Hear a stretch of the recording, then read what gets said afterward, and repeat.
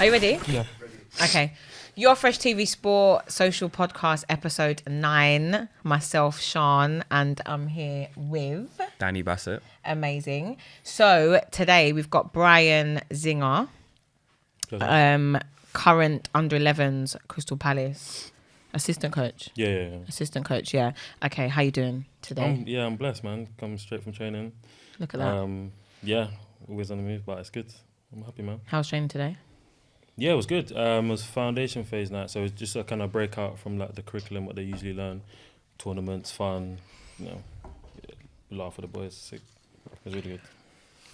Okay, sick. So we're gonna try and go like chronologically. Timeline, yeah. So we can list like the CV first. We're gonna do that first. This isn't even in order, but the order is. What is his CV? Do you know how it is in order? In what order You it goes should know it. Yeah, I would know the order. So what's the order? No, wait. In fact, let me do because it. there's See if I more. get it right. You tried to do it. Yeah, I'm gonna do it. You See if go I can first. get it right with what's been researched. Okay, cool, fair enough. Okay, so in order, reaching higher. Yeah. You don't know what's here, so don't. Okay, do that. no, that's cool. Reaching higher.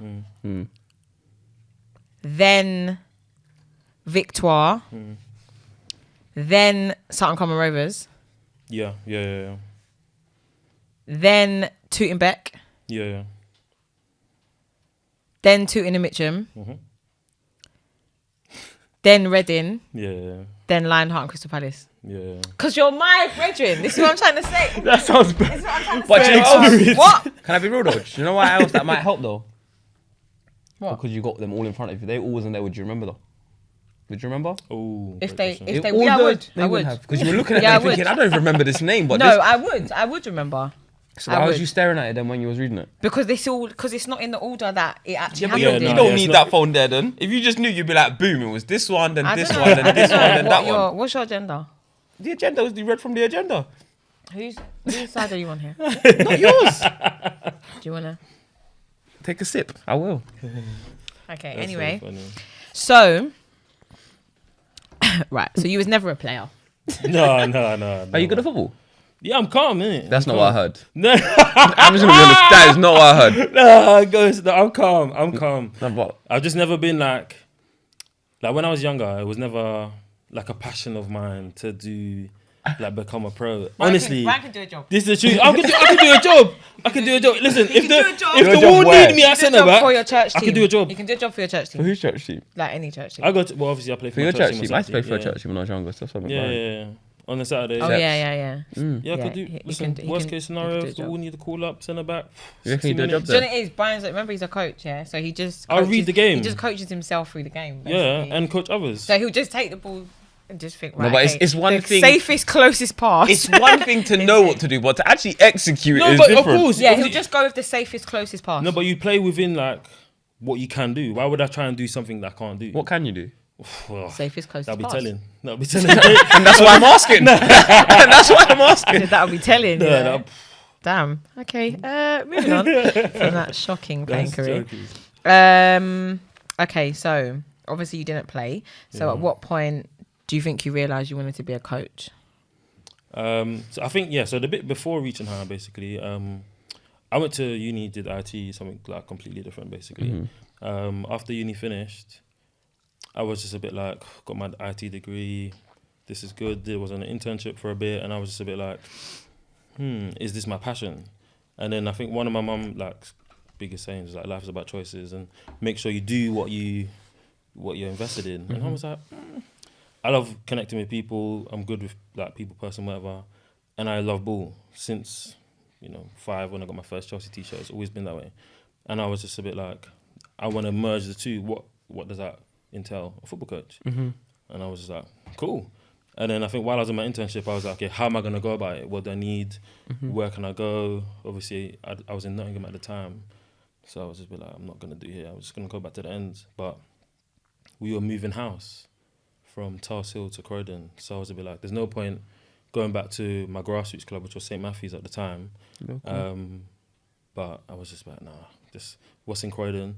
Then I met Jordan, who was at my church football team. We were playing together, and then he was just like, yeah, I got this football program, a football academy for this youth charity that I'm working at Reach and Higher. And then that's how they kind of sparked, really. But even just a little bit before then, at uni, we had I used to play for the African Caribbean Society.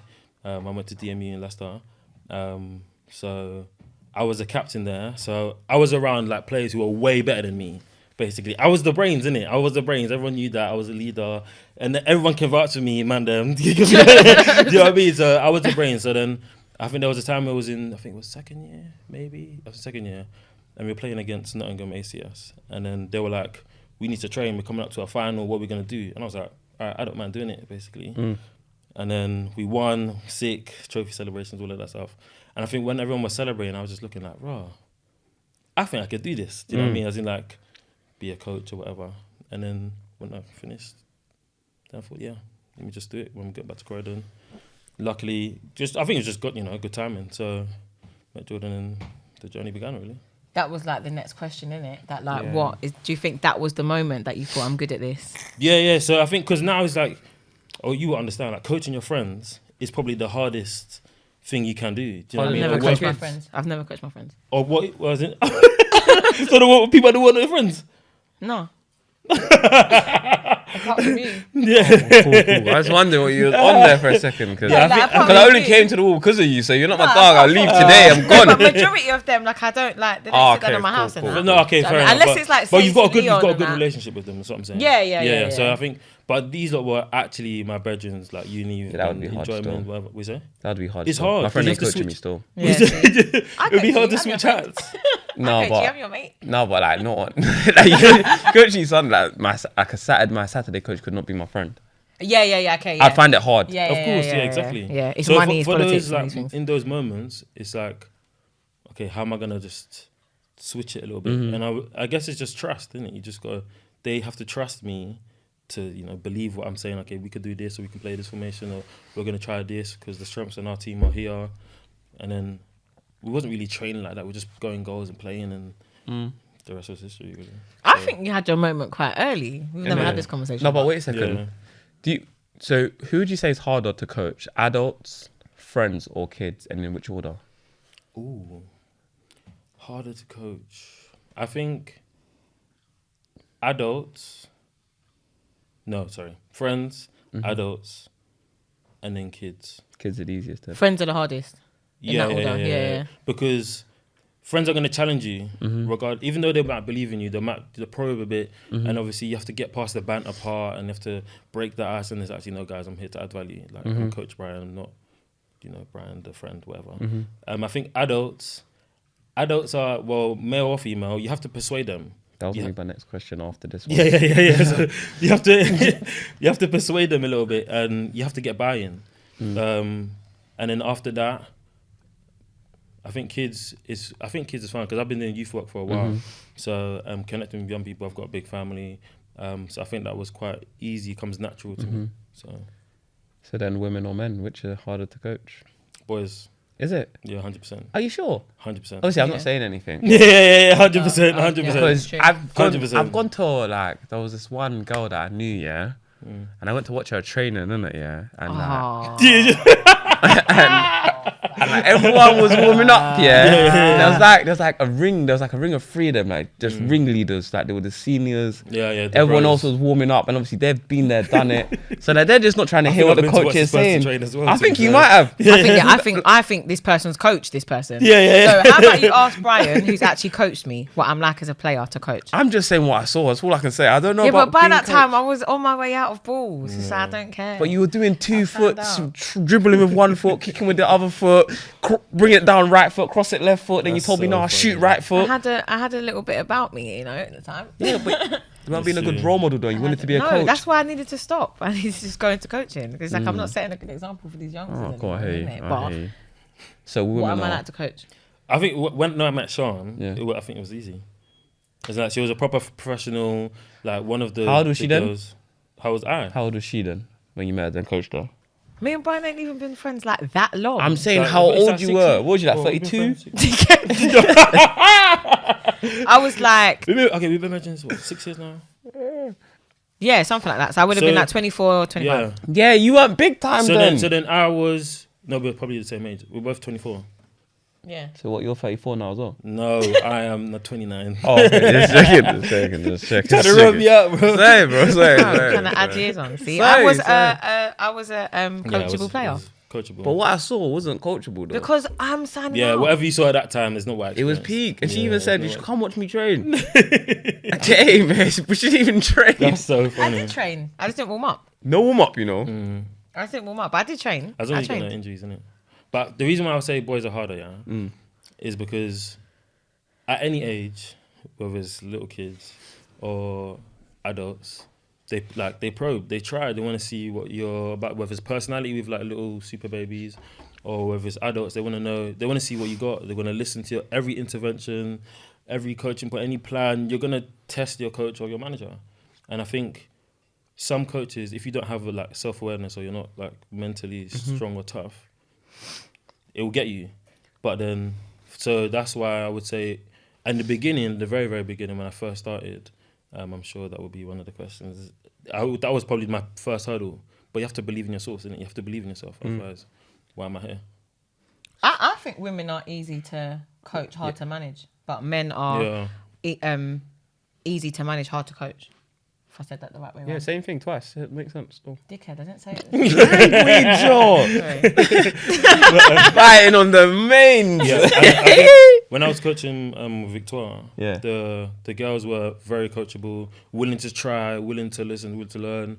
They'll try it out. Okay, it's working, or it's not working, or let's adapt, and we can work together. And I think that's when I learned to simplify my messages as a coach, and then now focus on that, nail the hammer. Okay, stagger the learning, then next, and blah blah blah. So would you feel like that's because there's more egos in men's football than there is in women's football? Yeah, because everyone, I think no. I think in women's football there's also egos.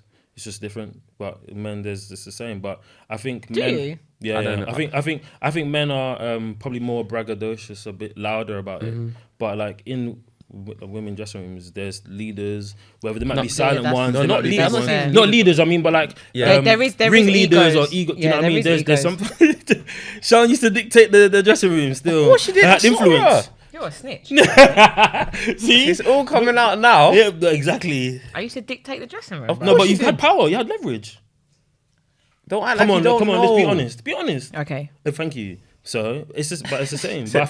But I think there's no point in just trying to lie. There's just no point. But I think but with men, they're probably a bit more stubborn with it, a bit more like my way or the highway, until you get them on board and find what you can, learn from them and then work together. Okay, I heard that. I got one more question for you on this topic. Yeah, come. What is the most frustrating player to coach? What do you mean? Like, so if you had a player that really tried hard that just couldn't do it, and you really just wanted them to do it, is that more frustrating than like a player who's very skilled but just does what they want? I think the second one. The second highly one. skilled but does what Doesn't they want. listen. Yeah, and I think the only reason why it's harder is because as a coach, if you're let's say a forward or a centre mid, if you're talented at whatever, 1v1s or receiving and driving, stopping, starting, whatever it is, it's just about your decision making. That's what my biggest kind of pet peeve would be. It's like, you can do your skills, your maneuvers or whatever it is, but decide, get your eyes up and recognize what is the right thing to do and what might be the wrong thing to do. If you continue to make the wrong decision, that's when it's like, oh, come on, Danny, man, come on. Like, see that, like, can you get it again? And then obviously now I take that on my head and be like, it's my responsibility as a coach to help him be better. So what I would try to do is find moments where you do it right and sell it to you. Oh, did you see that moment when you beat it? Oh yeah, that was solid. But when you ran into traffic, I don't know, we lost possession. Still. I've seen you. I know you know. Who was I describing, John? I sounded familiar still. This sounds familiar. But obviously, like, trying to stay on, so no. Team talks and like coaching talks. Do you know what I mean? So, but I think that's why it's harder. Yeah. But and I think football is about the best players in the world are the best decision makers, really. I would agree. Yeah, I'd agree with that. In all honesty, in whatever whether it's centre back, right back, winger, striker, That's why Messi's the best footballer ever. Decision making is. Yeah. I think highly skilled players with tempers are the worst to coach. I think. Ooh, highly skilled players with tempers, they're the worst. I don't think I've had that. No, you have. You probably actually one. But I can think of one person that I know that you've coached. Yeah. That I wonder if we're in tune. I don't know. I'm not sure. But no, we're not in tune then. Ooh. Okay, I don't know. Yeah, I don't know who I'm not gonna lie, you lot are doing bare backlash, but under the camera. Just talk of your chest or don't talk about it. Wow, do you think you're good with that? I'm saying it is CBA. No, I can't. Come on, guys, we want to know too. Highly skilled players with a temper. I wasn't thinking about the same person with you. If you want to do the talking with chest thing, the one person that I could think of that you've coached that's highly skilled with a temper is Peanut. Highly skilled with a temper. I don't want to do the talking thing anymore. But you just said to talk with your chest. None of a sudden, do you know what's so, you don't want to talk. Do you know what's That's a highly skilled player with a temper. He's the highest skilled highly skilled player with a temper. Ever. And do you know what's so funny about Peanut? I've known Peanut since I was in year 9, year 8. So I've never had to experience that temper. Yeah. Wasn't he at SCR with you? When you but I didn't. He wasn't tempered to me. He wasn't. I'm not saying that he had a temper towards you, but he's got a temper. He's got a temper. Like on the pitch or whatever. But I think with someone like Peanut, you have to like listen to what he's saying, what he's frustrated about. And I think that's where managers or coaches or whoever's worked with him in the past might have gone wrong. Yeah. Because obviously he's done his coaching badges, he knows the game's experience, he's been in the academy, whatever it is. So in my head, I'm going to think, you might have some value. Let me just weave through the temper. Yeah. And then get that source.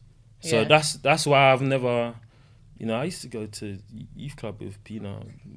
I haven't coached Peanut. I'm just using it as an example as someone who's high skilled with a temper. Like if I experience players that are high skilled with a temper, I find it difficult to coach because sometimes it's hard to get through the temper. Do you know what I mean? So they can respect you, but you might be the only person they hear. Do you know what I mean? But then any other coach, they're not hearing it. Any other player, they're not hearing it. Do you know what I mean? So it's like, then you're high skilled. What are you thinking about, bro?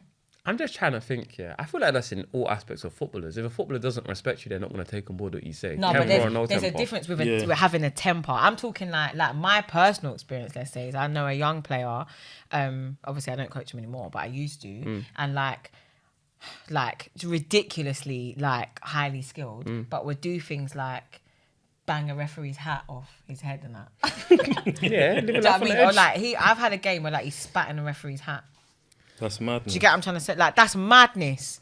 So it's what are you doing? That's madness. Do you know what I mean? He's not necessarily. I think that one's called home training, though. I'm not gonna lie. That's not even anger. That's just home training. I'll be real. You're not spitting someone. You'll spit anywhere. But do you see what I'm saying? That's what I mean. That's by highly skilled players with you will go and do. You're a calamity basically because you can't. They need to go and see someone. I'm not even battering him. I'm being serious. But imagine that see someone. That see someone might be you as the coach. No, that's why I couldn't coach. You know what I mean? I'll just swipe you and slap your head because what are you doing? As a coach, you're a psychologist, you're a therapist, you're whatever, you're a bit everything. What do you do if a player spat in your face? No, it's impossible. I can't think about it. See, this is what I'm saying. It's impossible. This is what I'm saying. It's actually impossible. This is what I'm seeing players. Okay, it's not impossible, but coaches. It wouldn't. I don't think the way I am as a person, as a coach, spit it wouldn't happen. It's like saliva's left the mouth. I don't think you can get to that level of rage. It's just I can't even fathom it. It's just. You said that the players spitting in refs' hats and that. But I've seen that. Yeah, so that's what I'm trying to say. Yeah, I hear it. That's what I mean. But that would be my hardest player to coach. That's the hardest I've experienced. Do you know what players I hate playing with? Like from a player's point of view, I hate the players that suck up to coaches. The coach would be like this. Listen, let me give you an example. As a coach, he's like, I like it. Let me give you an example. I was at a club and that. Obviously, there was a lot of young players there, and they're easily influenced as younger boys are influenced by their coaches more. Yeah. So the coach was we need to really start delivering the ball more.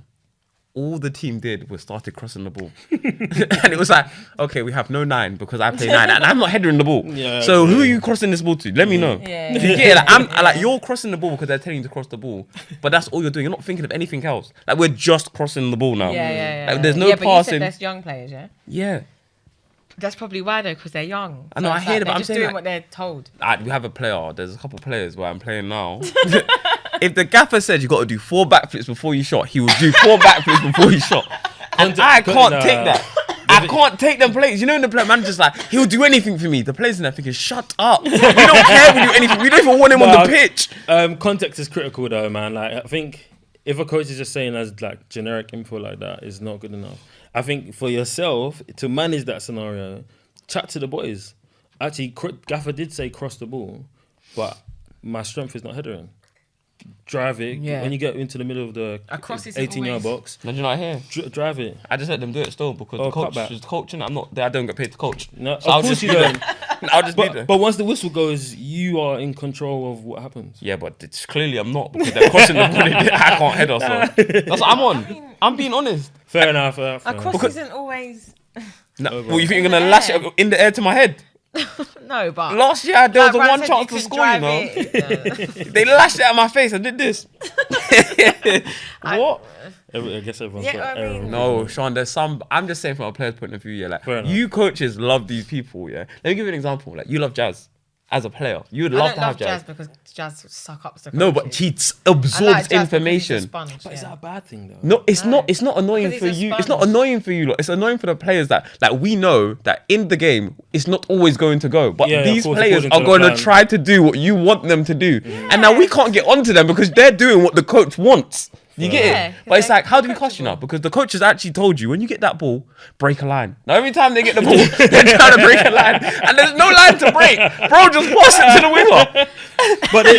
But this is what I was saying about... okay. This is what I was saying about footballers being the best decision makers. Yeah. If that... Listen, just to use that example, the player sucking up to the coach, whatever. That person needs to realise, after my third attempt and I couldn't break the line, I need to make a different decision. And you might peel off to the wide area or whatever it is and receive it there, or in behind, whatever it is, just do something different. Because I'm not gonna lie. Okay, do you know what? If we was to take responsibility as a coach, yeah.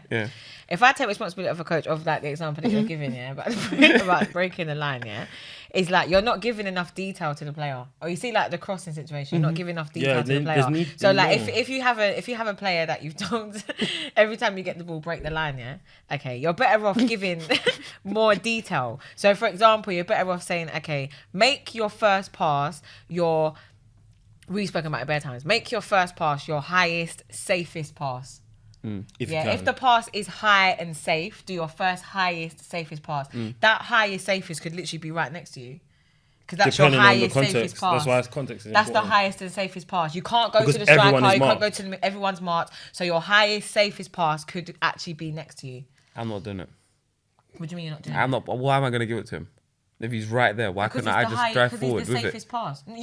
Okay. You might have the ability to drive. We're talking about a player that I'm thinking if we're next to each other, why am I giving you the ball for you to do what? You're going to go what I could have done. No, that's what I'm you're saying someone who's a bit... Okay. So if you just change the language and what you're coaching now, then... Because otherwise, you're going to get players that will just take what you're saying literally. That's what happens, though. That happens a lot. As coaches, you lot must see it and you think, cool, like maybe I need to really like show them what I mean. Like, or like have a training session with the whole team to help him break the line or something. Because I've seen it and I'm like, oh my days. Like, I get you're trying to break the line, but you are really just losing the ball every time you touch it. And obviously, this is what you're really talking about is the kind of coaching that you get obviously at non-league level. It's very like, it can be very generic at times. Not at your club. No, definitely. But I'm just saying that it can be very, like just saying to a player, like I'm saying, just saying, oh, just cross it.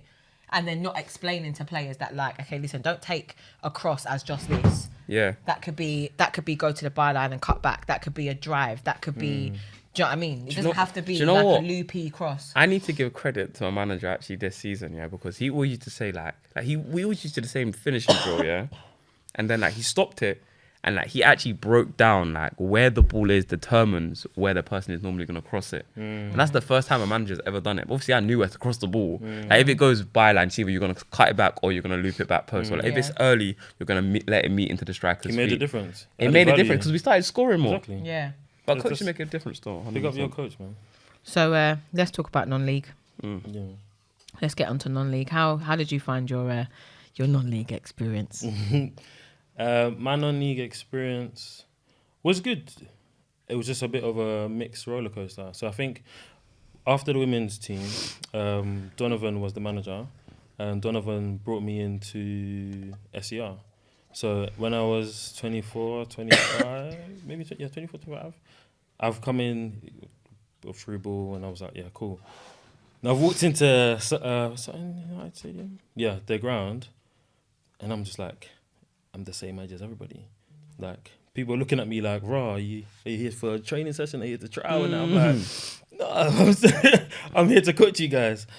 And I was a bit like, "Raw, okay, cool." So I think that's when I got my first experience of like players testing you, and I thought like you have to believe in yourself, you have to have resilience and all of these things. So that my SER experience was solid. I think my manager was Darren at the time, and he kind of taught me, or it was good to see, or an experience of like how to win. What do I need to do to win? What players do I need to bring in to win? Or how do I need to set up my team to win? And I think that was nice to see. Obviously, as a Chelsea fan, I learned that from Mourinho, I could say, just watching on TV. But to live it and breathe it, and I was just 3 points in line and blah, blah. And I'm like, wow, like, you have to go above and beyond. You have to prepare. And I was like, it's nice to see. Obviously, you learn what's good and what's not so good. And you just, as a coach, you take it and move on. So, okay. SER was solid. So let's cut the shit. Now, what's the instead of the candy floss No, answer, it's true. No, but that's true though. let's cut the shit. What you say, Darren, except for the SER candy one? floss answer. Yeah, go on. Yeah, because obviously we're not here to do that. So what else did you learn at SER? At SER? Yeah. So it's great that Darren taught you that. What else did Darren teach you? What else did anyone teach you at SCR? Because obviously it wasn't all candy. No, of course not. Obviously not. I think at the time... Because I know I can watch SCR and I can see that the first lesson would be, I think managers should stay in their dugout. That's probably the first thing. So you probably shouldn't coach from the corner flag. Fair enough, yeah. Darren was animated on the touchline, but that's just Darren, though. That's passion. Do you know what I mean? Obviously... He was my manager once. What you say? Darren was my manager once. Where? And I was at SER. SER? Oh. I think, what did you do when I was there? Yeah, okay, cool. So, like, this is a problem match made to happen, innit? Bloody hell. Cute, isn't it? But yeah, no, like, Darren was animated, passionate, and going above and beyond sometimes. Yes, obviously, it was like, you're not taught to do all of that on your coaching courses. I remember when I was on my coaching course, we had to do, I think I did this with you actually. We went on a match and we had like a technical area. We put it like just like it would be in, like, obviously normal match days from Grassroots. So for me, it was very much normal to just work in these distances or find a way to communicate. But sometimes what you see on TV might take you overboard, or you need to do better at finding a way to communicate your message. Arteta doesn't listen. No, exactly. But it's still wrong though. It's still like him coming out onto the pitch or running down. It's still wrong though. If it gets you top of the league, I think I'll do it. I'll be honest with you. No, but him doing that doesn't make him top of the league though. They get fined, don't they? Of course, yeah. Mourinho telling Cahill and John Terry if one goes down, the other one should go down, because then not both of them can come off. It's also wrong as well. But it still happened and it still worked. Think about. I'm not thinking about those conversations are probably not happening on the touchline, in the dugout, or in the change room. Sorry, but elsewhere. But what else did you say? What did I learn? Actually, one of the things that I think was a conflict at time was when I was coaching. Given the stage I was studying for my B license at the time. So I was learning and watching it a certain way. So on your B license, you have to do like a project basically. I was doing my grassroots team, and obviously you talk about the formations and all of this stuff. I think one of the biggest frustrations, or I didn't really understand as to his reason why, was as in like why we would change system. Maybe let's say every 2-3 games or every 4. Whether it was like, okay, because of the opponent, or is it because of someone's super strength, so let's get the best out of them. I think that's what I struggle to understand sometimes. I would ask him, be like, oh, like, what are we doing this? So he's like, oh, I think this will be best. But then I think within myself, it was difficult to deal with. So I'm like, oh, actually, this just doesn't feel right, because that's just not how I was very much taught, or my experience, or I think would make sense. So I was like, okay, cool. Some things, like I said, some things you agree, some things you challenge, and some things, cool, you're the gaffer. And I'm just here to do my job as a coach and be humble and just do what I need to do. So there's highs and lows in every environment. So So what was after? What was next? Oh wait, I had a question before we even moved on. About the how do you find as an assistant coach? You're still considered a young coach, actually, really, aren't you? So, but at the time, you're basically the same age as the players, if not younger than some of the players. How do you find coming in and challenging your gaffer on views or opinions that you don't agree with, like changing systems and stuff? Or do you just ask, get a view, and then just say, all right, cool, do what you want? I think first and foremost, like, you definitely have to accept your role. Like, you have to be happy with what you're doing. I decided to join this club or whatever it is and accept that I'm just the first team coach or assistant coach, whatever you want to call me. When you're trying to do too much, that's when problems happen. I don't think at no stage Darren or Donovan could be like, yeah, Bryan was just trying to do a bit too much. He wanted you to do, like, that was not it. But I feel like what I think. This is a sticky one. No, just tell the truth. It'll be easy. No, it's a sticky one. Do you know just tell the truth. It'll be easy. I promise you. The truth is always easy. Do you know why it's a sticky one? Look, do you know why it's sticky? Is because every coach has their football utopia. Mm-hmm. Every coach, like, I feel like the game should be played like this, whether it's long ball, tiki-taka, whatever you want to call it, basically. And I think that's why I always found the hardest when it's not.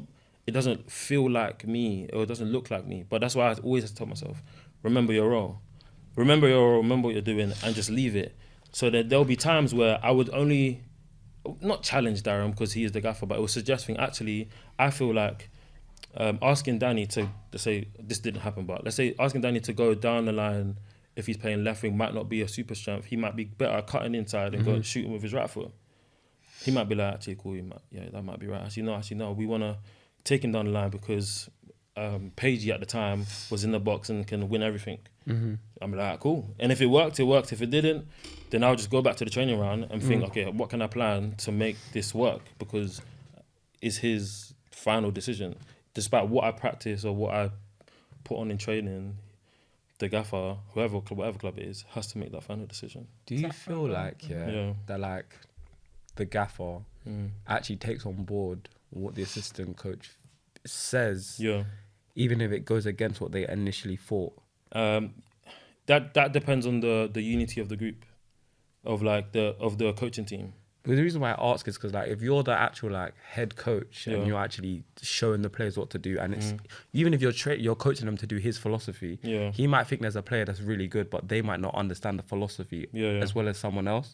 So if you're suggesting to him, like, this player actually understands, like, what you want to do a lot better, would he take that on board, or would he play the player that he just thinks is better? It depends on what he thinks the player brings to the game. So if he thinks that, okay, I'll use your little brother as an example, if Levi is better than you at running down the line and whipping it, and that's his view, but I'm like, actually, no, Danny I think he can do that, and as well as cut inside, he might be like, actually, no, like, this is what I want. Then you just gotta hold that, bro. You just gotta hold it. Do you know what I mean? And I've always been like, at some point, which it did happen in the end, at some point it will be my kind of final decision or my time to make those big decisions or whatever it is, and listen to the people who are working with. And I think anyone that's worked with Darren, I think that's one thing I would definitely say to him. He is a listener. He will consider, because obviously he's there at training, he's listened to us plan and all of that stuff. Or we'd have like meetings after training in the training room or whatever, and he'll be like, okay, what do you guys think? It's never just like, okay, we did training, this is what I'm on. Okay. Never, do you know what I mean? Like, and I don't think I would want to be a part of an environment like that at all, because I want to go somewhere where your opinion's valued. Do you know what I mean? So, and I think that's a big thing as a like assistant coach or any coach in any environment. You have to feel like, even if it's you're in charge of set pieces, you want to feel like, actually, do you know what? I've watched my footage of the next opponent. I feel like instead of going looping it back post, maybe going a short corner near post might be a bit better. Here's my evidence. Cool. All right, trust you. They're doing that. With this, what we're doing. So like, appreciated. And I think in every environment that I've been or created, that's always been that's the way it's gone, really, to be honest. So you leave SCR yeah, and you get the opportunity to build your own coaching team. Yeah. So at Tootenbeck. Yeah. So then, okay, talk us through your journey. No, your choice of coaches. Oh. So why that team? Was it the women's team? No, this is Tootenbeck, men's team. Step 6. Okay, so the funny story about that is like as I was kind of, it got to a point at SCR where I was like, oh, actually, I feel like I've gathered of experience as much as I can, basically. Mm-hmm. Can we talk about the leaving of SCR, or is that, can we not? What do you mean? Like, are you willing to talk about that? Yeah, let's go on. Why you left SCR? Oh. I don't think it was anything mad. Okay, so then tell us why you left. Oh yeah, no, I just left. It was just like I said, experience everything I had, but it was just a bit of like I couldn't stomach the differences as much anymore. At the beginning, when I first joined, it was a bit like there's so much change, there's so much adaptation, all of these things. I think like when I was young, well, still am young, but like impressionable, whatever, I was willing to absorb because I'm thinking you have something, or this environment has something that I don't have.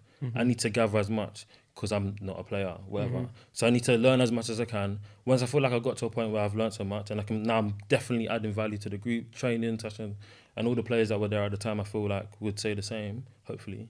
Then I got to a point where now actually I'm starting to know myself, what my views are because I've done my qualifications, I'm learning all these things. Then I thought it got to a point where I was like, actually, no, I don't think I can do this as much or deal with the headache or deal with the change or the stress. Big bus stop or anything. No way. What the hell? There was a big man there. Don't even, they're adults. They're big adults. What am I going to bust up the do for? But it's just, I just thought, no, it's time for change, basically. Okay. That was it. And I think the first conversation I had was with Pitsy. Of course. Pitsy was a player at the time at SCR. Sick, by the way. And absolutely incredible player. Absolutely. Just incredible human. You're just incredible human. Craig Nelson, man. you are an incredible human. Honestly. I would agree. So like, absolutely. I don't rate a lot of coaches, but yeah, I don't really rate a lot of coaches. No, Pitsy's outstanding, man. I told outstanding. you did to me at SCR. No. He made, so look, we're doing a training session, yeah.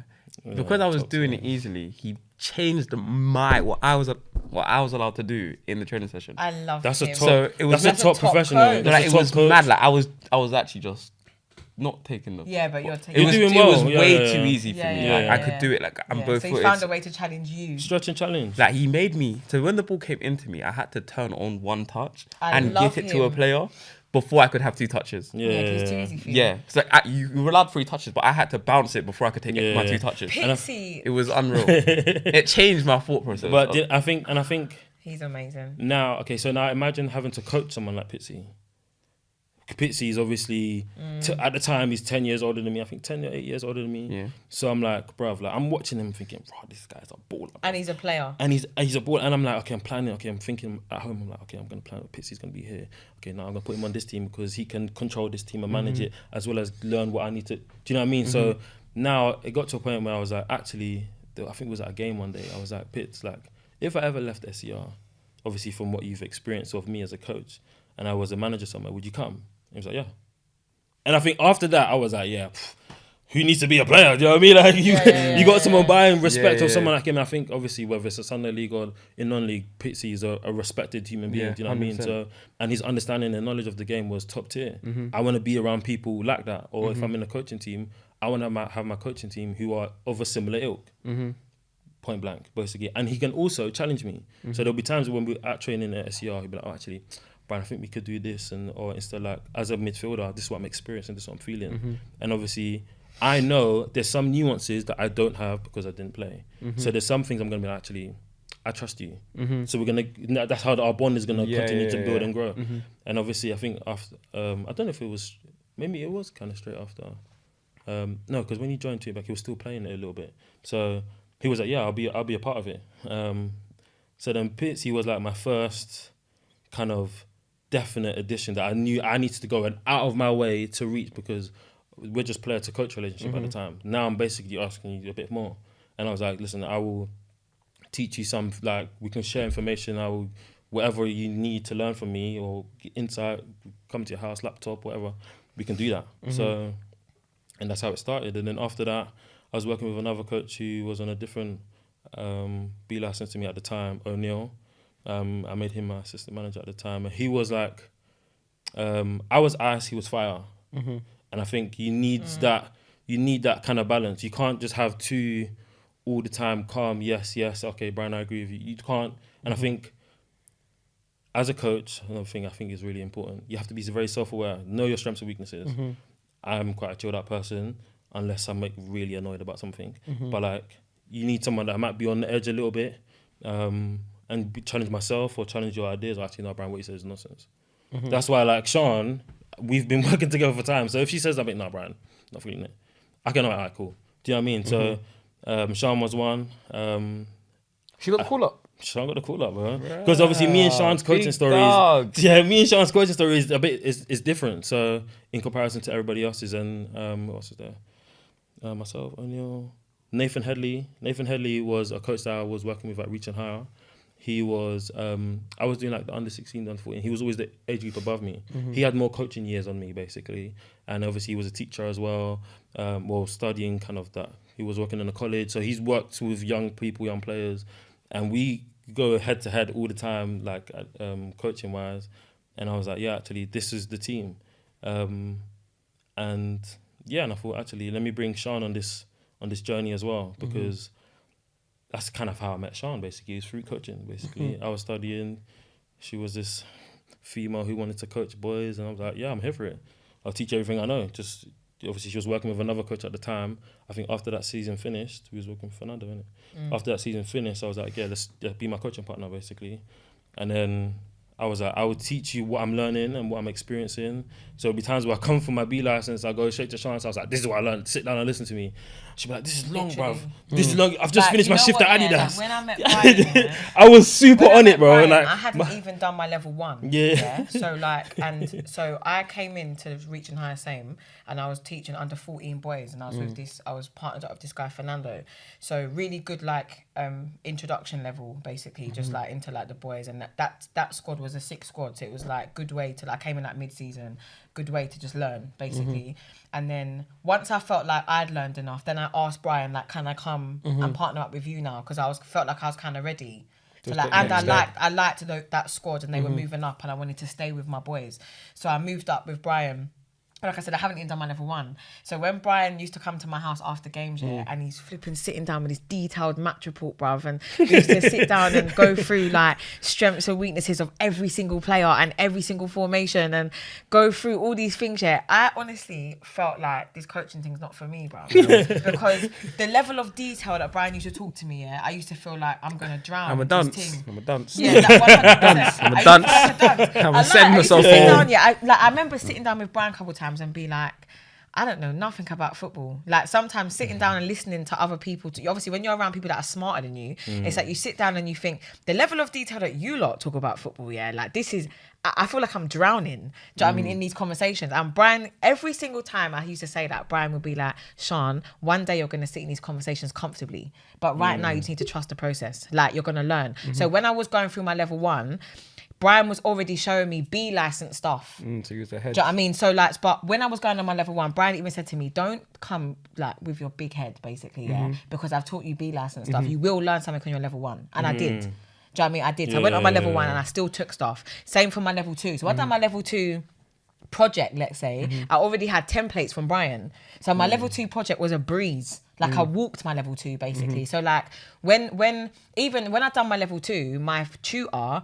said to me like, you need to apply for your B license. You're more than ready. But that was all because I was learning from Bryan, from Nathan, from Pitts, from O'Neill. Living it is even like better. Obviously, like, you know, I could just give you my document or send you a USB. Like that's not it. Having been a part of the journey, I think it's even richer. I think that's what I did for myself as just a normal coach, going to shadow other coaches, but then bringing someone like Sian, because I thought like you're her, obviously big up Sian in it. Like, but the route that you're trying to go down as in trying to be a female coach in the males game, I'm here for it. So I'm like, yeah, let's go to this men's environment and let's do our thing. So at the time, I think you and Nathan were doing like goalkeepers and defenders, innit? So I was working with the back 4 and like a DM basically. So we were working with like a unit. So units within you, like stuff. Yeah, Nathan was a goalkeeper as a player, and he's done his goalkeeping badges and he's also done his B license. Yeah. So Nathan was basically working with me with the unit plus the goalkeeper, because that's the bit that I don't know about basically. So it was like Bryan's underplayed this team, but like the. As in the coaching team, you mean? Yeah, but I think it's put together quite well. It was put together very well. So why? What we'll get there, don't worry. Yeah, we'll get there. But I think I'm lost thinking it's like the dream team. The coaching team was so good, like in terms of like, you see when Bryan just spoke about like knowing your roles, there were games, where like Bryan might say to me, right, Sian, all I need you to do is look at the opposition's back four, and manage me emotionally. That would be my role on the day. The role on the day is just watch the opposition back four, and we might know that there's an emotional fulfilled game, let's say, and something could happen, and we'll get on to like what was happening in the background. So there might have been a little curveball that gets thrown at you from the background, let's say, and Bryan might come to me and say, this has just happened from above. So this is your match role basically, but actually as my friend I need you to help manage me emotionally, because I know, let's say, one of Bryan's weaknesses as a coach is that if he allows himself to get too emotional, he can't think straight. So that happened from Grassroots. Like we had is it semi-final? Yeah, it was a semi-final. We had a semi-final one time. It's Grassroots, bro. We had a semi-final one time, and 9 man turned up.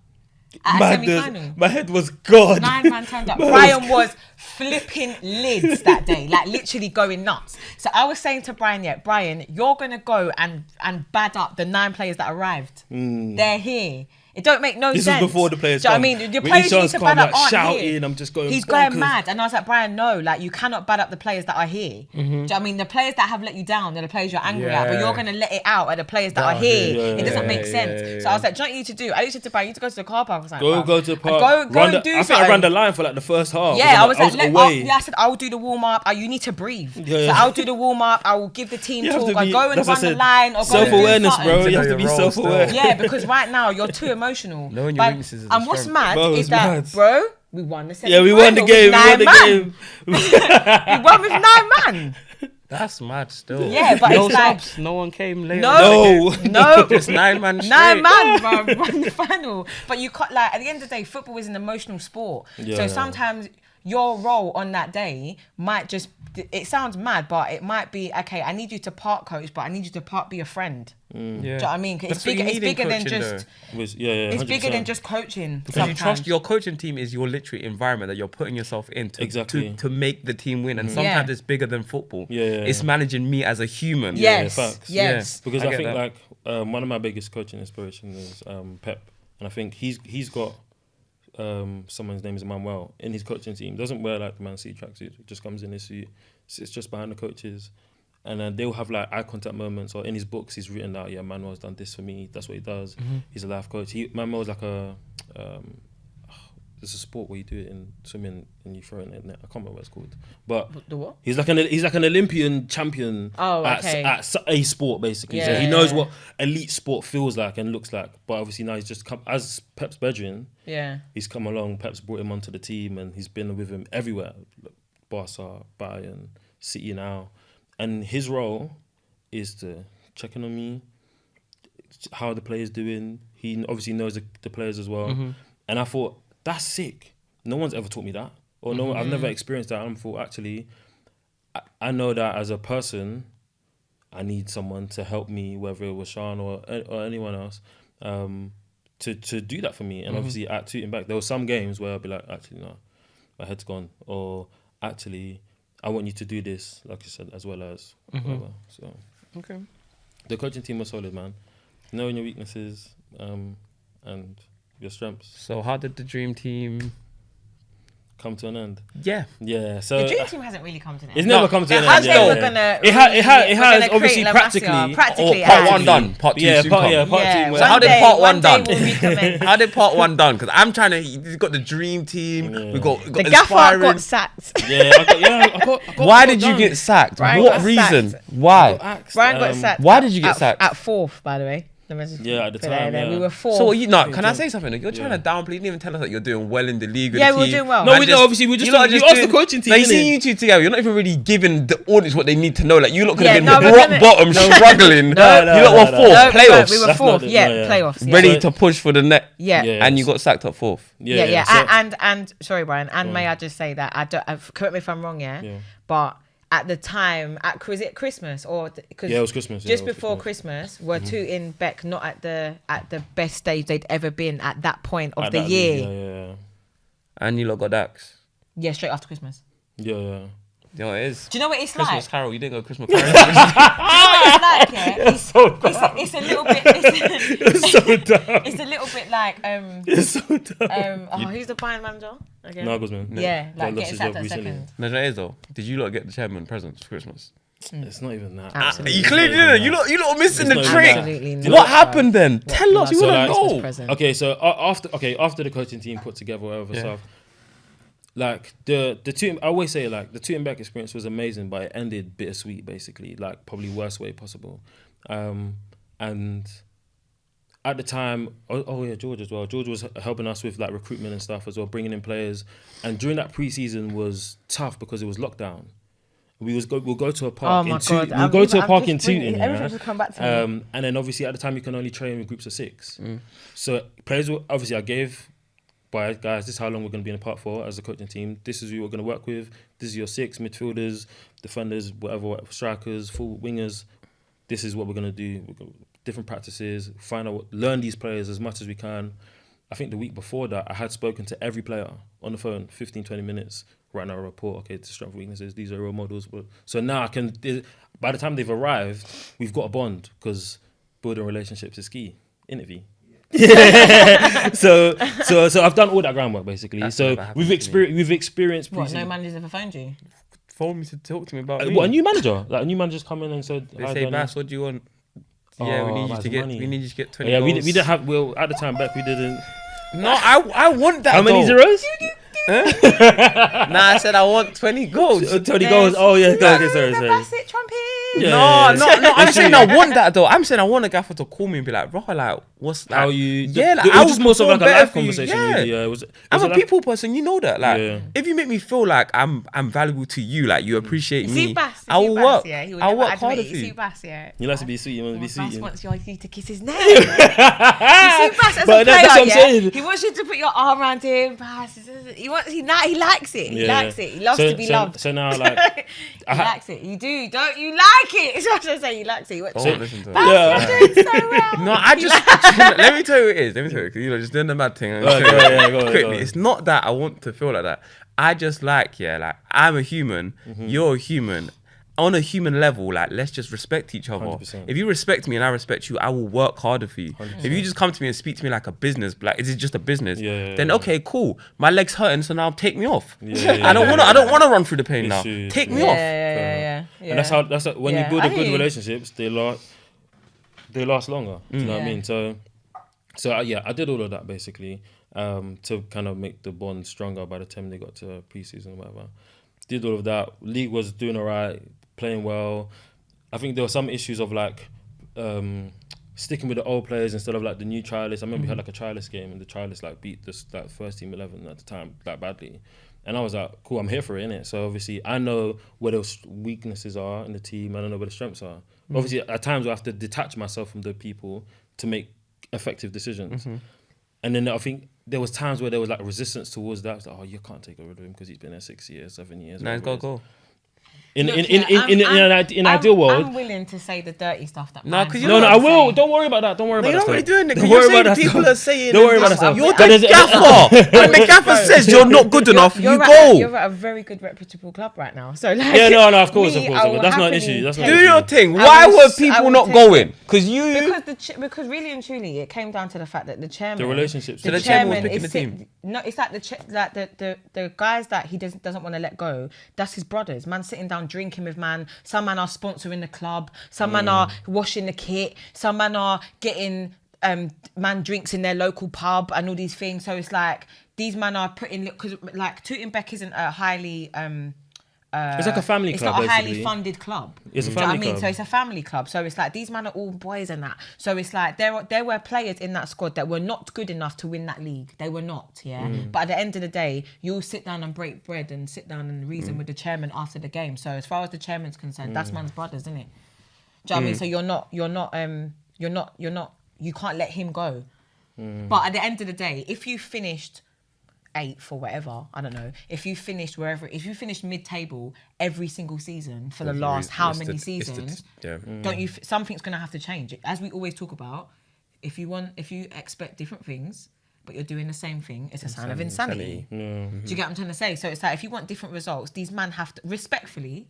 These men have to go. I see what I'm saying. There's no respect. Just go. You're not good enough. You can't like you just. What's the point of it was never that easy, bro. But I'm just in reality, imagine at your club now, yeah, your strongest starting 11, and 11 trialists come in and they beat your strongest starting 11. That's embarrassing, bro. You can't even fathom it. Exactly. No, but you know what? I don't think that's true. Let me tell you why. Because as a first team, you just get comfortable. And to when you see trialists, the trialists are going to go the extra bit harder. They're going to try harder. Yeah, they have more to impress. It's like the 21s at Tooting playing first team. They used to beat us every single game. Every game they're beating us 3-1, 4-2. But the thing is that I hear it, yeah. But then that was actually so funny because it's so true. It's so true. Every time they're spanking us as well. But then deep it, like you guys are playing for the same managers that already know you. Imagine if you've got new management now. Yeah, but it is. And the thing is, you got new management now, so you're gonna have to kind of. Yeah. And I think what was like probably perceived wrong was that like I wanted to like pick up these said 11 players or 12, whatever it was, and just copy and paste. I didn't want to do that. I knew that doesn't make sense. Obviously, I've had the job interviews, I've had all of this stuff beforehand with the chairman and the board and people that were in that recruitment staff. To say that actually, I don't want to do that basically because I don't think it's good for like the team development anyway. So if there's a leader or captain or vice captain that's been there for time, he might be able to add value, but he might not be able to add value the same way in terms of number of minutes or starting or position preference or whatever that stuff. So that got kind of frustrating. But just to fast forward anything. That after a while dealing with that stuff or who's in the starting 11 all of that stuff was long, and the reason why it ended basically, it got to a point where there was too, like I said the previous thing, there was just too much resistance or too much other things I had to worry about than football basically. And then it got to a point where we was at a game, I think we were playing in a cup, it was a cup game, it was a big cup game basically, and obviously before this point, there was big crowds. For student team at that time, step 6, you get like maybe like 50, 60 fans, whatever. But now we're getting like 150, 200, which was like mad, basically. My family's in the crowd, all these people's families in the crowd as well. That game in particular was mad for me, basically. So just the week before, we had training as normal, whatever. And then we had a guy in the team, his name was Terry. His role was to be like... he was there for the old regime. You know, basically. There's always just that guy. He was a part of the old regime that I wanted to bring on as a part of the coaching team to help me understand these players. Basically, after a while, I got to a point where actually I kind of get these boys. Basically, so it's not. I understand it, but I might come to you about actually this player. What do you think about him? What's going on in his life? And he might pour out to you a bit more than he might do to me. After a while, players were trusted. Then he got frustrated one day that I didn't share like the starting 11 in the group chat one day, and I was a bit like, it's not really that much of a problem basically, because at the end of the day, as the gaffer, I might pick it basically. And then on that day, basically, I'm in the obviously we're actually in the Mitchell's ground basically. I'm in the physio room. I'm getting hot just thinking. I'm in the physio room. Yeah, I like the sound of this. I'm in the physio room. About the physio room, Dessa.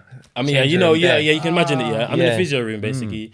And I'm obviously, at the time there was a desk. I'm sitting down writing the match sheet for the game, whatever. We're playing against Guildford City, so they were the league above. So I think at the time was the furthest the Beck had been in that cup basically. So it was a big day. Do you know what I mean? So I'm nervous, all of this stuff.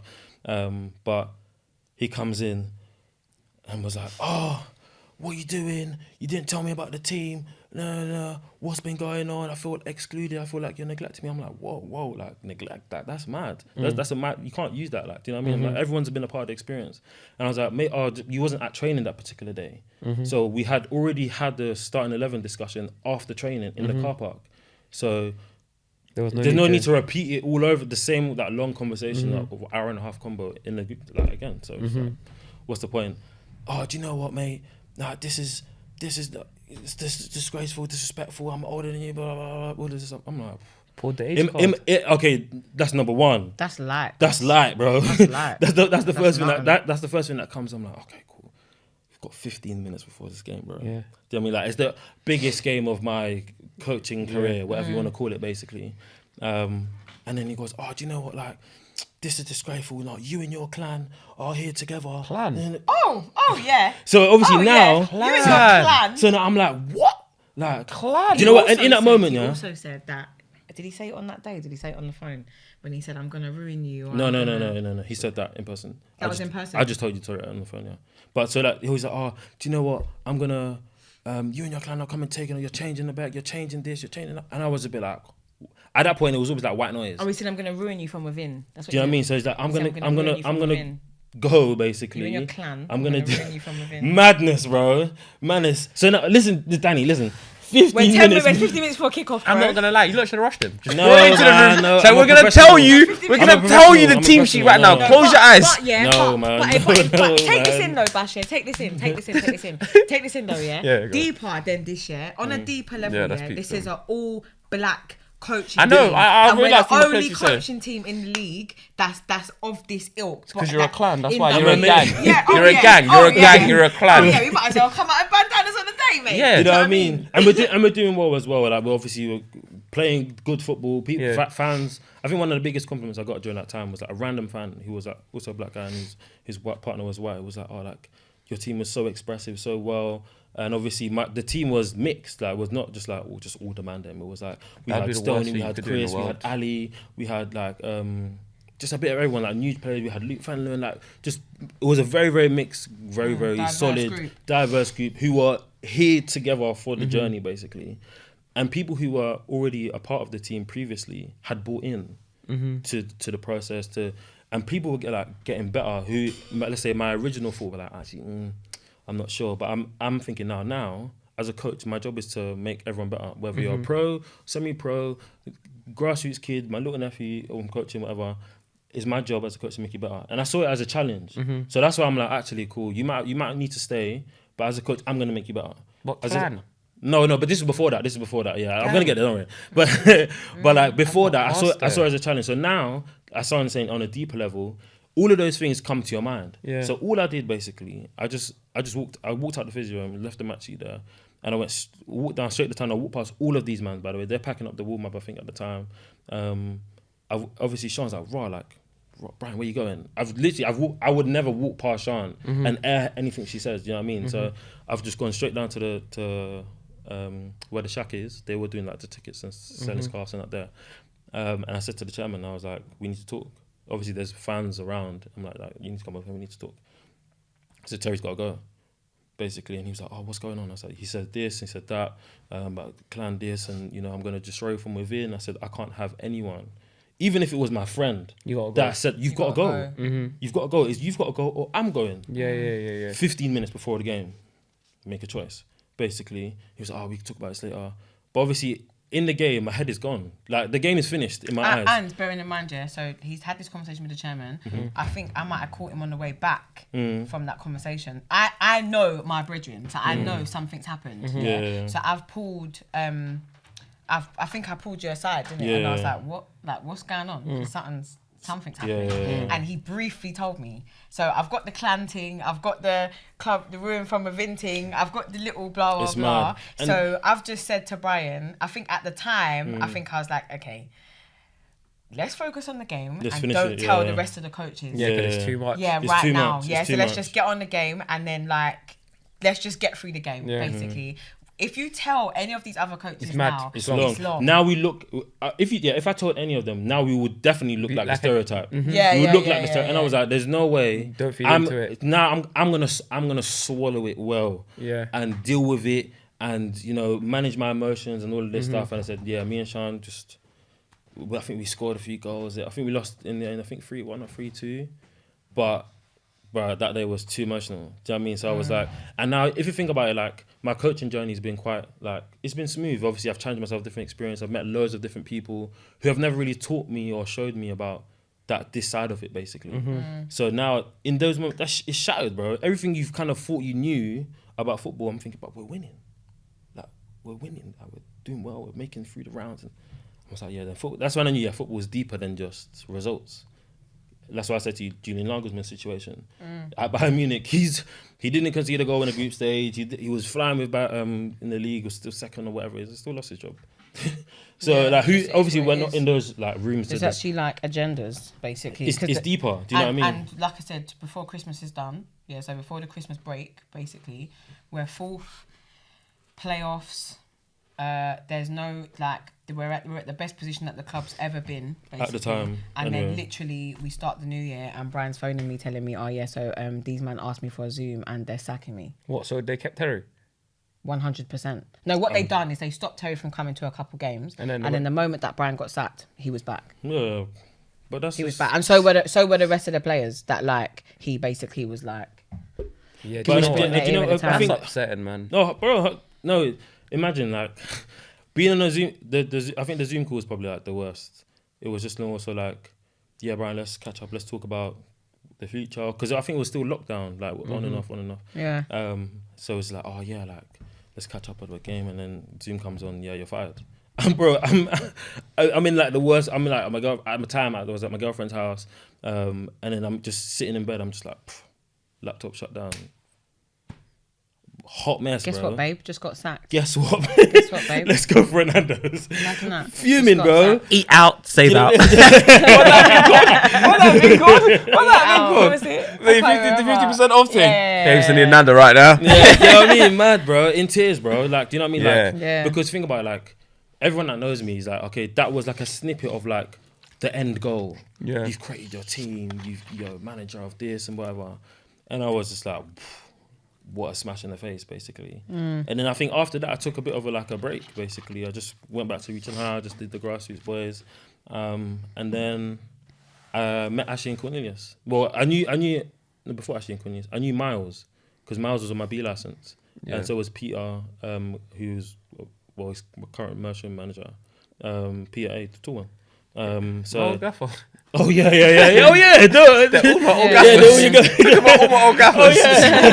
Peter, yeah. So I knew Miles, and obviously, I think we had played them a few times in pre-season. I think we lost to their first team. We beat their 23s and all of this. It was a great experience. So they were probably appreciative of the work I was doing, basically, given the climate, the context, no money, no budget, all of that stuff, bringing in all different types of players who should be earning X, Y, and Z and still playing good football. I think at the time Ashley was let's say we had a league game in the home ground, he would be in the stand watching, whatever.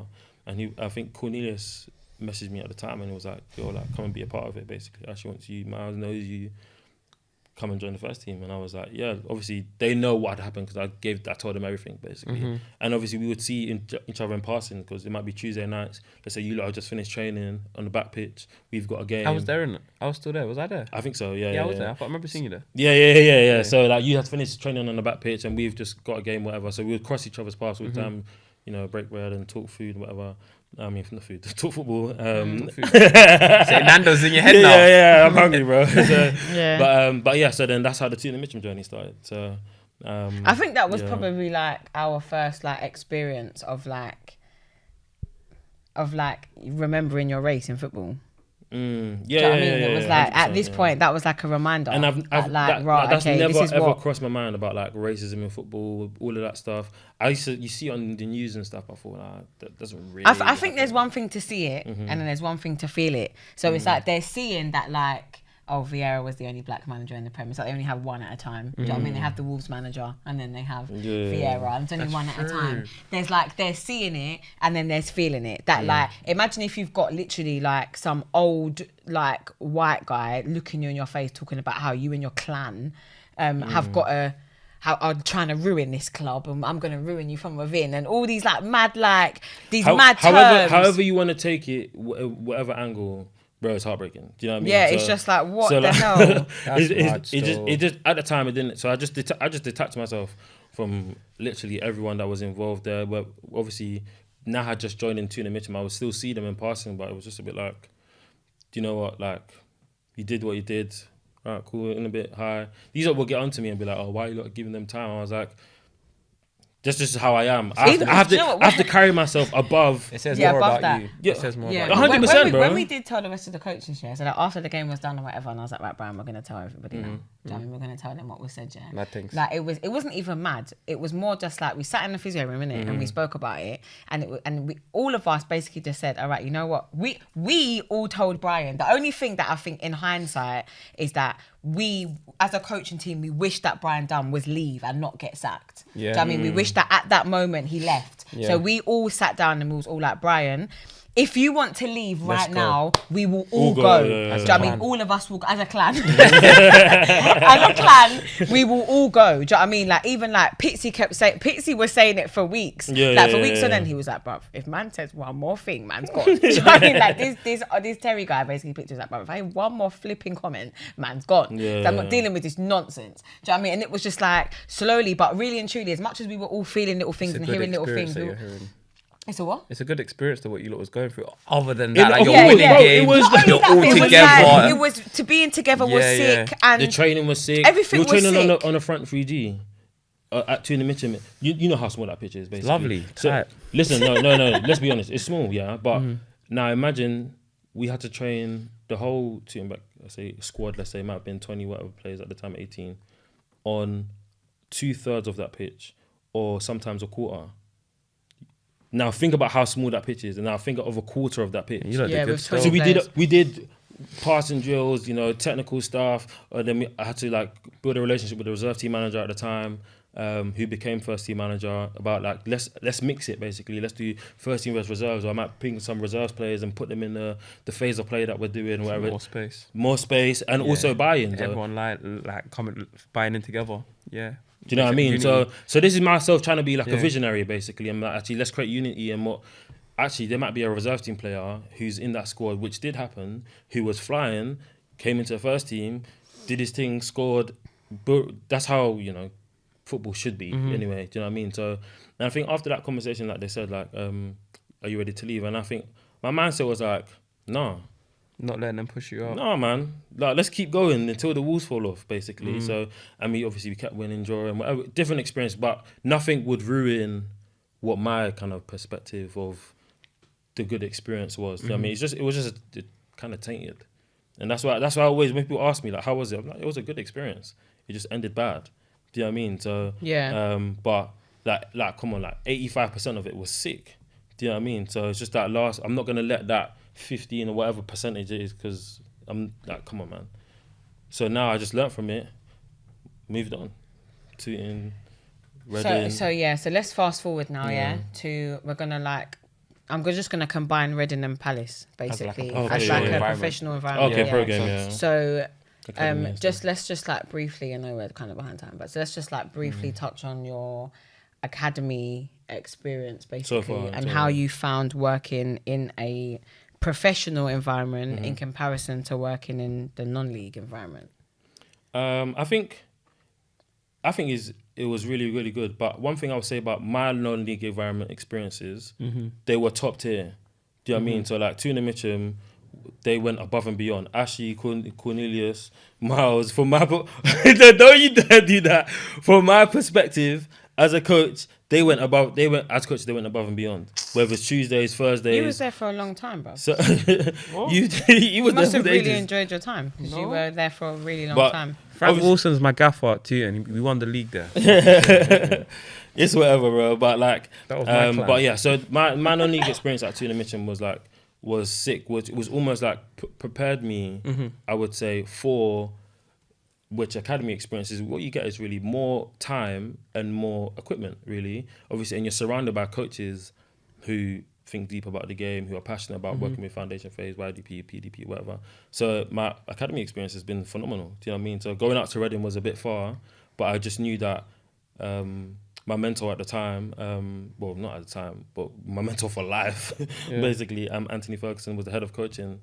there, and he was like, "There's opportunity here. Do you want to apply?" And I was like, "Yeah." Like, it's way out. I had to travel and commute and all of this and go above and beyond, travel an hour and a half, 2 hours. But I knew that the next stage of my development would be in an academy environment because I've never done it before. Let me learn, let me soak it up and be a sponge again, basically, and just get back to enjoying football. Do you know what I mean? So, and I did that. Do you know what I mean? So, and whether it's Reading, with the people that I worked, they were absolutely top tier. And Palace was, so far anyways, I just started in January, but they're amazing, everyone. There's a part, by the way, that you couldn't have researched that I do know about my mate. Do you? Yeah, so, and I'm going to share this now. Hello. So the part that obviously people don't really see when it comes to coaching, is that it pays rubbish. So, you know, so like there was a point, where like Brian's working full-time. So 37 and a half hours or whatever.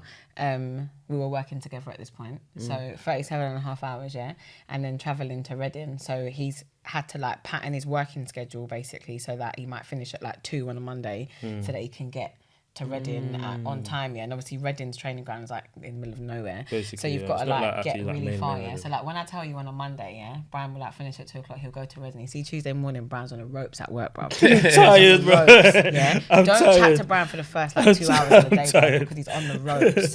He's on the ropes. So like, and like as his friend, obviously I work with him like full time basically. So it's like I'm seeing that this is slowly tearing you down. Do you know what I mean? Because mentally it's draining, and not only that, but you're in a pro environment now, so it's not just about planning your session on the train, bruv. You need to have it. You need to have it. Do you get what I'm trying to say? Like to the T, and because it was a placement that you was on, and it's a placement, so it's like the placement is to potentially secure. So there is you're not just in. Do you get what I'm trying to say? I'm going above and beyond. You're going, do you know what I mean? So like, it's like it's mad, basically. From the moment I walked into Reading, I just saw it as, this is like, imagine like this is the best job I possibly could get, and I'm gonna give it everything. Whether my role was lead or assistant or column collector, I'm gonna be the best at it, basically. So, and I feel like I did really well, because after my placement, they offered me like to stay on as an 11s assistant coach at the time. So and then guys, and there's more. He stays as under 11s Reading coach, still working full time, and obviously they're part time as under 11s coach. So me and Brian have a conversation, and obviously from a working perspective, I'm saying to Brian that like, it's taxing. It's taxing for you, bro. Do you know what I mean? Like, this is tiring, firstly. And secondly, like, you want to be a coach. Do you get what I'm trying to say? Like, you're really good at youth work, great. But, like, you're not going to be able to operate at a high level at both. The best version of yourself. The best version of yourself at both, basically. It's just not going to happen, So what will happen is one of them is going to do this slowly. Now, naturally, which one is it going to be? The youth work. Do you get what I'm trying to say? Because that's actually where your heart is, and where you want to be, So me and Brian had a tough conversation, and I told Brian to quit his job. I told Brian to quit his job. So Brian didn't want to quit his job. And he fought for ages and ages and ages. Eventually, Brian quit his job. Brian quit his job. Now, obviously, as a big man, you're not trying to quit your full-time job. However, master plan. Brian did quit his job. Quitting your job takes a lot of a lot of risk and a lot of and if anything that Brian does, he likes to play, not football wise, but he likes to be safe, basically. Like he just likes to be percentages. He plays like percentages. That's what I'm saying. I could do a job, bro. Just receive so pass to the left back, receive pass to the right back. That's me, bro. We had like a deep conversation. I don't even know where we were. Were we in Nando's? Talking about Nando's a lot, but we was in Nando's. Sponsored by in Nando's, and I was just like, bro, you have to risk it, bro. You just have to quit. So now, as it stands, Brian has quit his job, and he managed to secure under 11s at Crystal Palace, which obviously is a Cat 1 from a Cat 2 from Reading, and then picked up the job at Lionheart as well, and is now just doing other little bits basically to make ends meet, and is arguably making more money than he did before.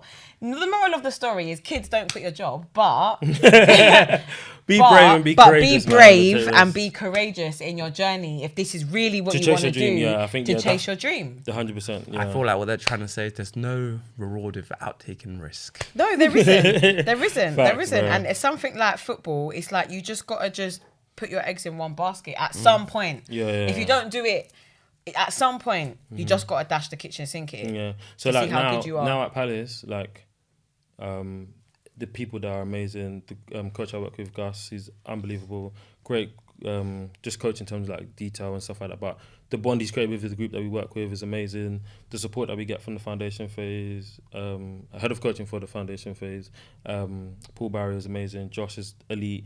And now I can, as a coach now, because I'm in that environment, I know I can give all my time. I know on a Monday, I'm planning my session to a T in the mornings. I'm ready to go Palace, no worries, tactics board, all of that jazz.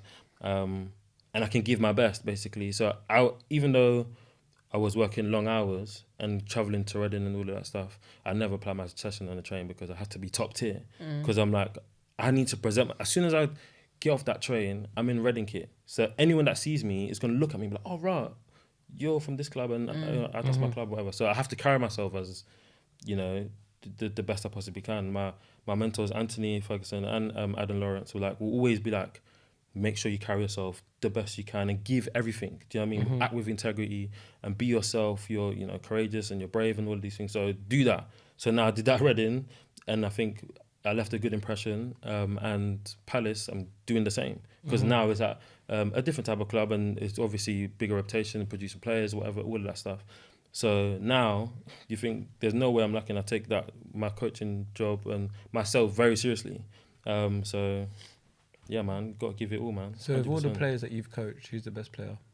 Wait, hold on. Listen, we're going to give you some quick fire questions. You don't have time to think about it. So, ask the question. That was a quick fire question. Yeah, but he was stuttering. Quick.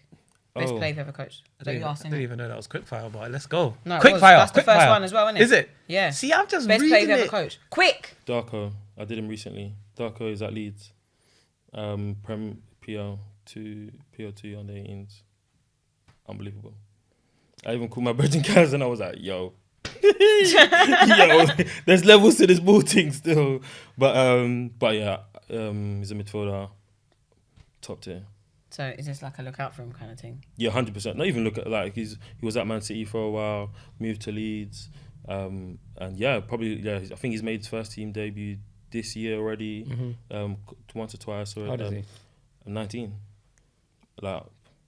Unbelievable. So yeah. I think that's the best player I've worked with. Do you want to go back to back? I just said one, didn't I? No, he said go. Best coach or manager you've ever worked with?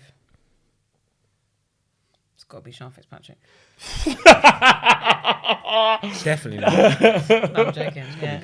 The best coach. It has to be Pitts. I've worked. If you don't say Pitts, just forget it. I've worked with. That's a good one. I would say. Best coach I've worked with. That's tight. I can't pick one person. Well, you're gonna have to. Well, you're picking a person because that's what I can't pick one person. That's a part of the game. That I worked with. I would say I'll go Pitts. Yeah, I think I'll go Pitts. It has to be. Come on, man. But my library of coaches is very good. Okay. Seeing as you have a library of coaches, who would you pick? If you got a new job, who would you pick to be your management team? How many did you have before? Hold on. O'Neill, Pitts, me, Nathan. 5. And him. And you, yeah. So you only get to choose 4. Do you know what I would do? I think my coach, the how I make up the team will be a little bit different because I would have more people doing different roles, basically. So who would they be? I always plan to bring Sian with me anyway. Pitts as well, and I'll also bring Rafi, big up Rafi, and Gus. Gus works at Arsenal. Rafi works at Watford. Okay. And Rafi's done a bit of analysis as well, so he can kind of merge that role. I think I know Rafi. I know Rafi, innit? Yeah. Gus is Brazilian coach we've kind of done our coaching journeys together, basically. So Rafi. Don't know Gus. I don't think you've met Gus properly. I know a Gus. You know of Gus. But Gus, those 2 new additions would be phenomenal. And the reason why I would keep Sian because I'm very much here for her story and her journey and her narrative. And I know she's a phenomenal coach anyway, because from experience. And Pitts, I'll always keep Pitts because his knowledge is top tier. As a person, human, carries himself unbelievably. And like I said, being self-aware. There's some nuances that I don't have because I didn't play, then that he can shed with me and be like, actually, this might be your utopia, but as a midfielder or as a right back or as a centre back, it might not be. You know what I mean? So you got. Do you know what I think we missed? Sorry, earlier. I just want to make this point before we move on to quick fire, before we go to the rest of the questions. But you see that when you don't play or you haven't played as a coach. Do you know what Bryan used to do? Bryan used to plan these sessions in my house with like a softball. Remember we used to have the little softball. You got embarrassing stories. I had like a little like a little softball like this that we used to have in one of my old flats. And basically Bryan used to plan a session like use me as like his dummy. So I would like be in the front room basically, Stand here, I'd have this tiny little ball basically, and he'd be like, right, stand here. And what would you do like, as the left realistically, as a player, could you actually do this? Do you know what I mean? Because what he's asking me, or what because obviously he's a coach, not a player. But you're quite talented. You're both footed, so what you could do. Don't do that. No, but obviously it's a bit different though. I need just to get every advantage I could possibly. But it's a bit difficult for her, honestly. No, but Sian's a baller, innit? Everyone knows that. I'm saying. To smash up my house. What he's basically is just like, imagine if you're saying to me, if the ball rolls this way, could you realistically receive it like this in order to do this? Could you go in that direction realistically? I think I want to be a coach, man. And if you choose that, I'm happy to support you, bro. I think I'll be a shit coach. I would bang up players. You hold them in the chain. I'm joking. Cut that. I'll be a very good coach. It'd be fun. But yeah, man. So I'm very aware, basically, and seek another one. Actually, I know that it's just like a stereotype. Basically, if you've played, you're a better coach. I completely disagree. I think playing and coaching is completely separate roles.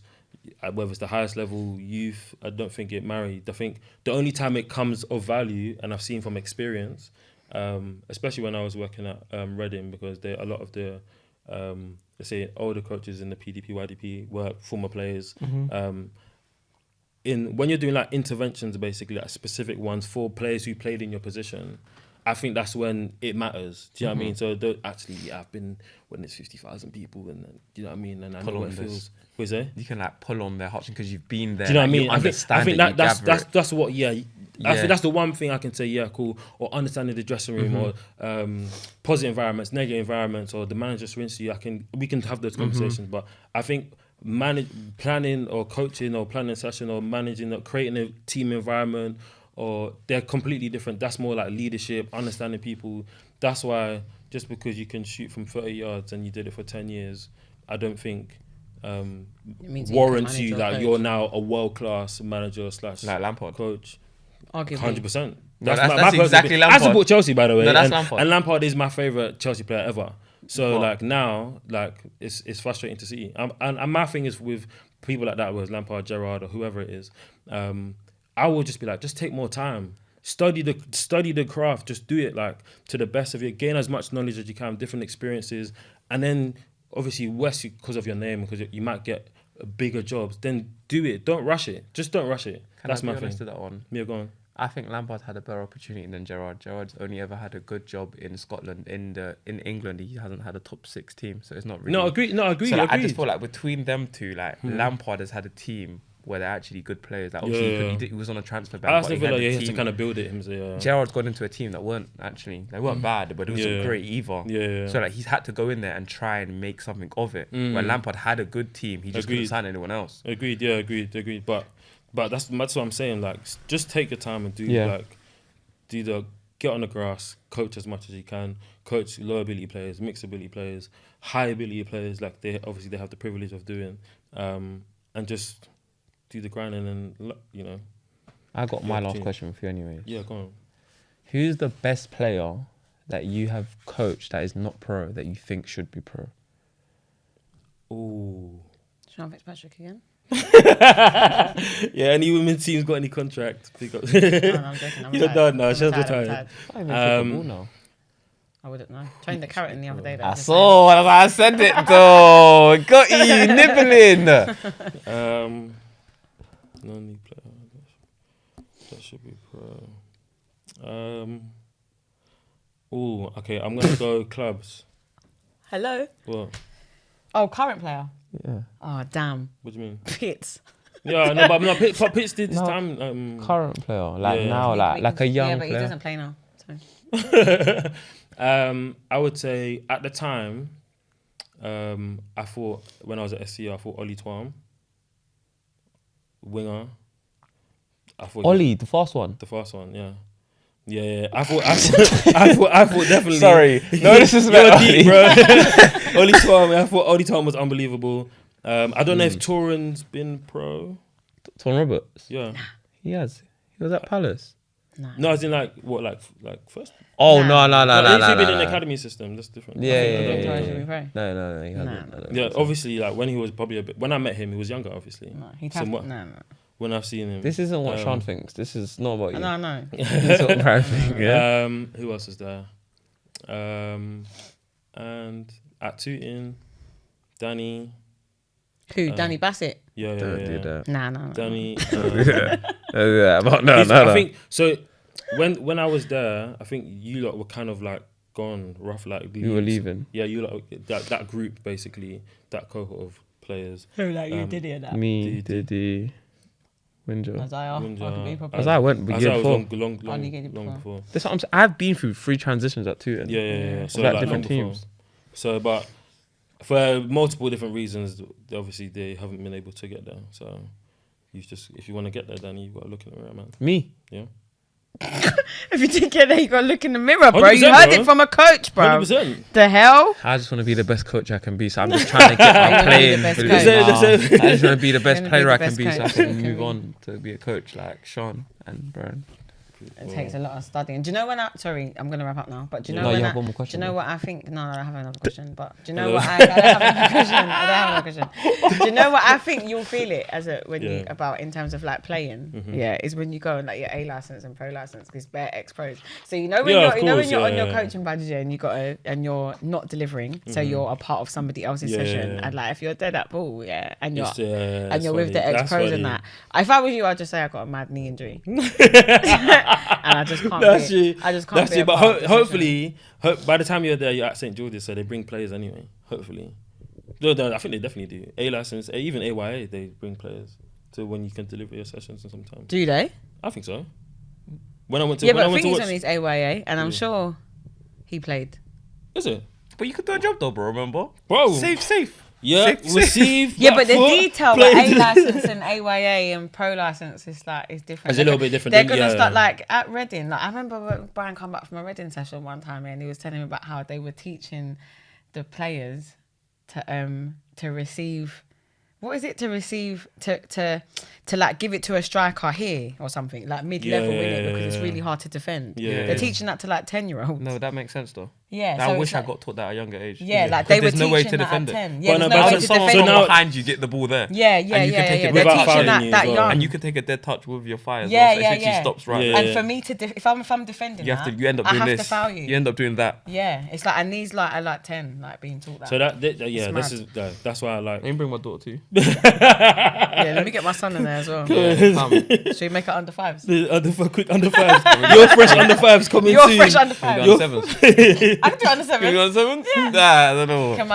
Can my son play a year up? Yeah. But yeah, man, I think that's why it's important to just be around people who are smarter, more knowledgeable, more experienced.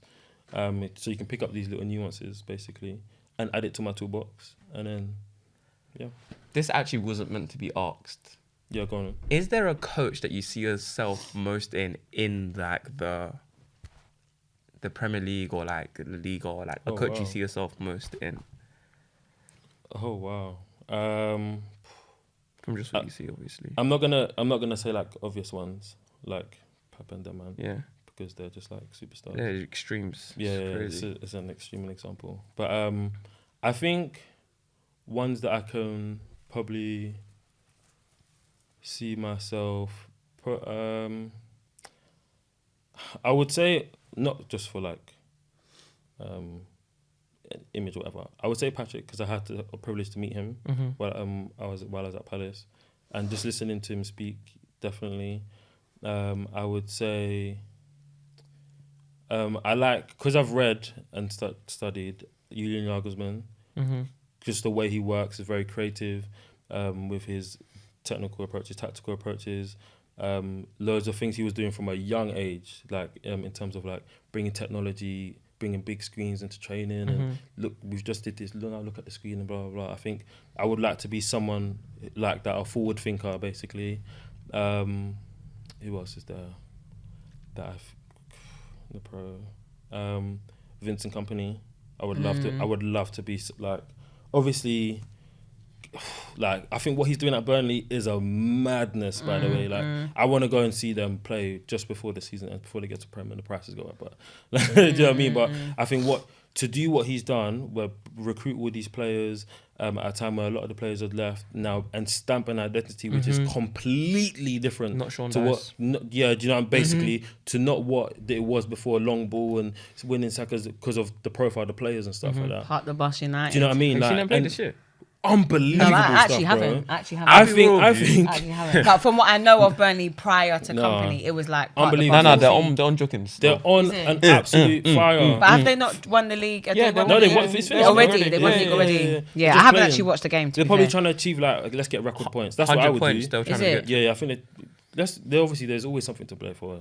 As a coach, anyway, you might have whether he says it out loud or not. Of course, he's probably going to. Let's get the most home wins. Let's get the most away wins. Let's get 100 points, whatever it is. But Vincent, and I think those are some like seeing myself, man. But okay, well, anyway, Bryan Nzinga. Always a pleasure. Never. It was great, and that is Social Podcast episode 9, and we're out. Yeah, bye from me and my clan. You're so sorry.